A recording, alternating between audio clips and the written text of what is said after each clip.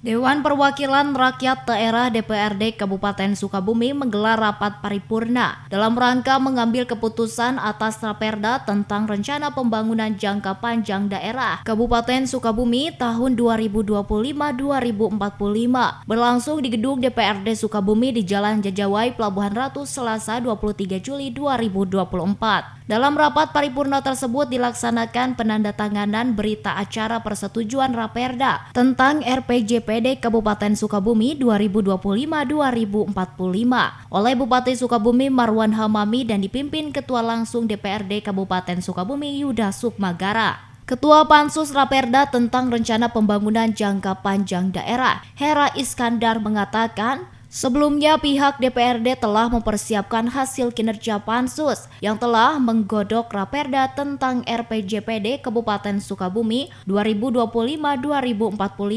selama 2 bulan sesuai mekanisme dan peraturan perundang-undangan.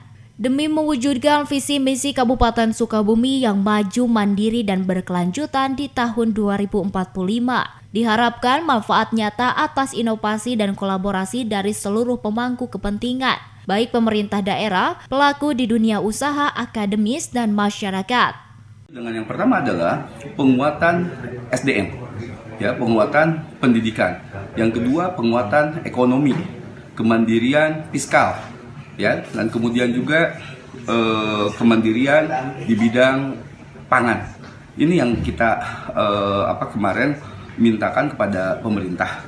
Itu kira-kira itu sehingga tahun 2045 kita bisa memanfaatkan bonus demografi sehingga kita bisa bersama-sama dengan program RPJMN untuk menyongsong Indonesia Emas. Dari Pelabuhan Ratu, Kabupaten Sukabumi, Indra Sopyan, Tim Liputan MGS TV melaporkan.